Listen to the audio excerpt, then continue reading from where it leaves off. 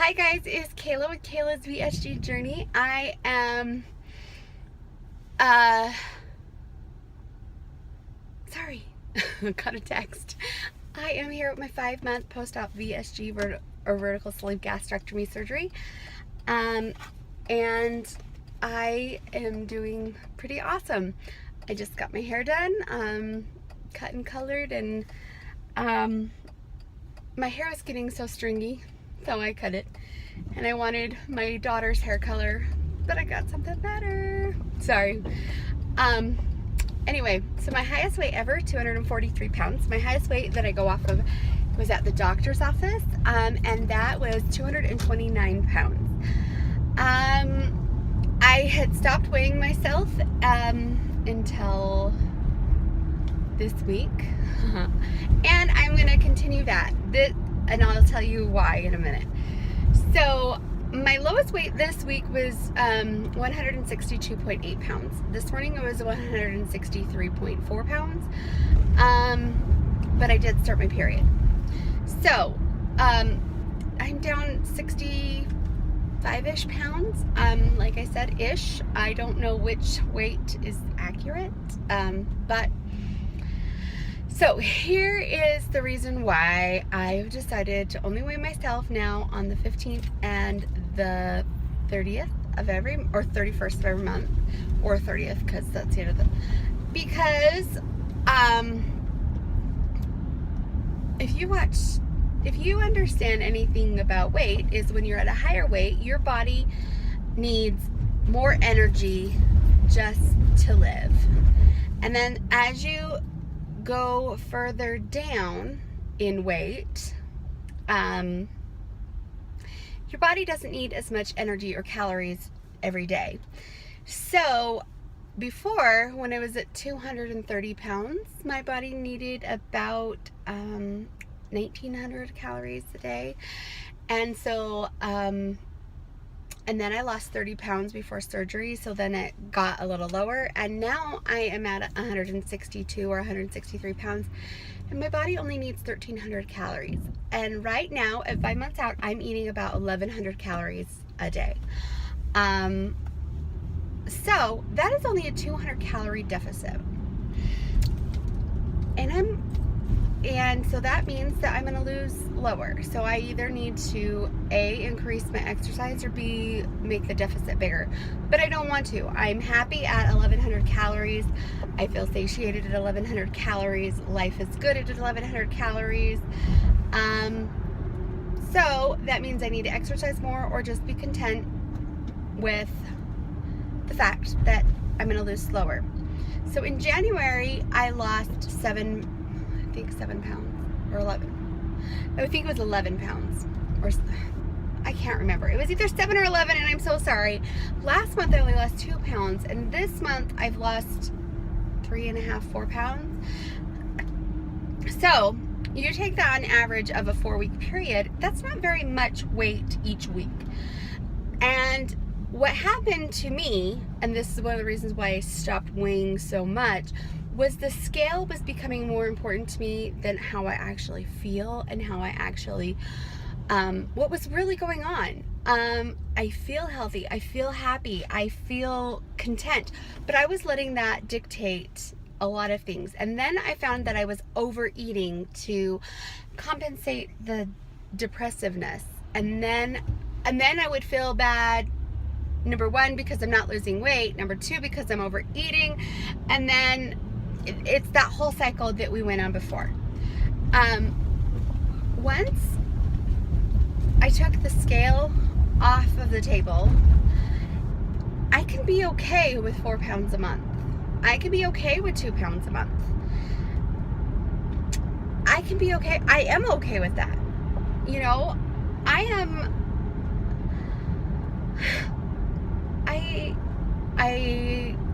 this week, yesterday, I beat obesity. I am now just overweight. I was obese class 3, and my BMI was 41.9, and now it's 30 or 29 or something. I can't remember. So sorry. I'm not very informative. I am happy. My clothes fit wonderful. I feel content in the body I am in. I'm happy. So why is the scale so important? It messes with your brain, people. It's so awful. It messes with the reality of the situation. If I never lost another pound, would I be content with where I'm at now? Heck yes. If I lost another 30 pounds or 20 pounds or whatever, 30 pounds, 20 or 30 pounds, like my goal, would I be happy? Heck yeah. But if I stay a size 8, I am content. I'm not done losing weight. I'm not done with my thing. I'm only 5 months out. But my goal was to become healthy. And that's what I'm doing. I'm becoming healthy. And I lost track of the importance of being healthy. And life happens. Life sucks some days. And it's fine. And I was getting to the point with my hair where it was so thin and stringy that I was like, I've never been used to that. I've always had thick, full, beautiful, not like thick, but full, beautiful hair that wasn't stringy. And my hair is beautiful. I'm not saying that it's not, but wasn't used to what it was getting.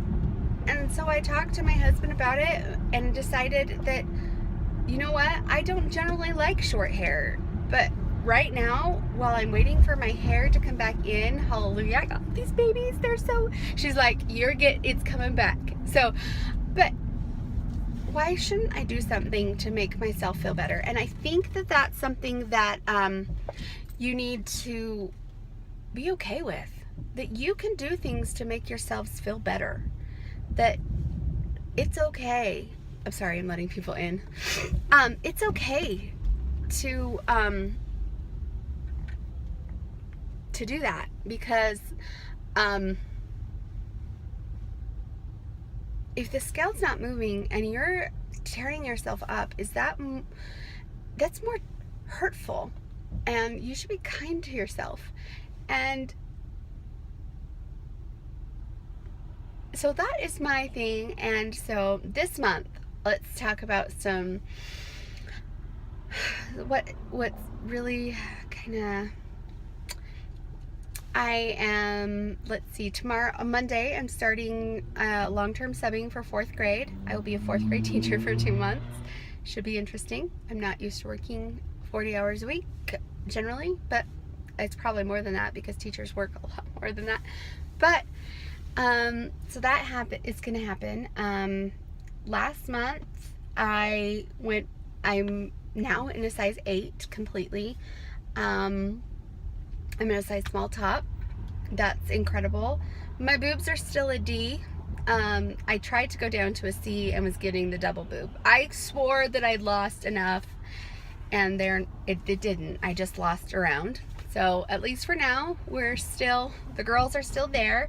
They've just shrunk and a little saggy, and they don't look so happy. It's life. You know what? My husband still finds me sexy. He found me sexy at 243 pounds. He finds me sexy pregnant. He finds me sexy now. The most interesting part is when I find myself sexy, I'm more willing to be loving and accepting of different things. And that's great. What else? This month, my daughter got taller than me. My 12-year-old is now 5'2.5", and I'm 5'2". So she's a half of an inch taller than me, and she's really excited. She borrows my clothes. She is 12 years old, 100 pounds, a size maybe 2 or 4. But Mom, you're small enough now that your pants are a little baggy on me, but I never thought she would borrow my clothes. That's fun. When your daughter or my son, who's 10, he's like, maybe 100 pounds also. Maybe he's 90 pounds. He's a little guy. He came up and gave me a hug, and he's like, Mom, I'm going to snap you in half. Those are sweet things that your little kids can say to you. Another NSV is a 6th grader, which 6th graders don't do this at school. Notice I've lost weight. She's like, Mrs. Reed, have you lost some weight? You look really good. It was awesome. So those were my NSVs for so far. I've gotta say, I am grateful for my depression and anxiety for a couple reasons. Because I realize that everybody has ups and downs in life, and I was always taught by my mom that bad things happen and you choose how it affects you, and if you choose to try to look on the bright side even when it's hard, then you will feel happier. And I didn't understand why I was blessed with depression and anxiety, and she always was just like, you know what, life happens, fuck up, I mean, she didn't say it like that because she says it different, but basically. And then I married someone who's really a lot like my mom. He is, honestly, they took a personality test and they got the exact same personality. But he does the same thing. Like, he will give me a day or two, and then he's like, okay, life happened. Sorry, you're having a crappy day, but you have to get out of bed. But what I've learned from having people in my life who are kind of like, you need to just get over it. They don't say it that way. They do it a lot nicer, and I over-exaggerate all the time. But it has taught me that when life is good, to think of the good things. Because if you're looking for crap, that's what you're going to see. You're going to see the crap, and that's it. But when you're looking for the sunshine, that's what you're going to see, whether it's cloudy or not. Whether you think that, so that is my advice to everybody, is try to think on the positive parts in life, and try to think of what is holding you back. Because this month, the scale was holding me back, and the scale was making me feel like I wasn't important and that I wasn't good enough. And that's not why I had my emotional breakdown, but it was one of the things on my many long list of what was going on. So take the scale out of it. I'm not saying you don't have to weigh yourself once a week or every 2 weeks or whatever, but also stop and realize, like what I said earlier and what some other people have said, that you are smaller now. It's going to take a bigger deficit to lose weight. So if the scale is not following along, or has stalled or stopped, or like I said, I think I lost 1 or 2 pounds last month. The whole month.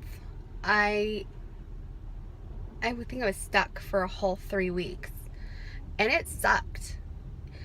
I feel like I've been in the 160, 170 range for a long time. But try to think of something, if you're having a hard time, think of something that's positive about it. I don't have my measurements because I'm obviously in my car, but like I said, I'm a size 8 and a size small. My feet have not changed at all. They've gotten a little narrower, but I'm still a size 9 in my feet. The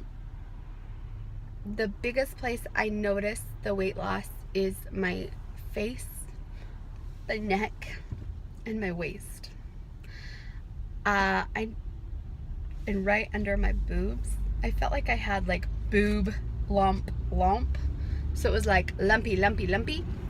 And I've noticed, like, right under my boobs now, I'm like, whoa, I actually have, like, just boobs.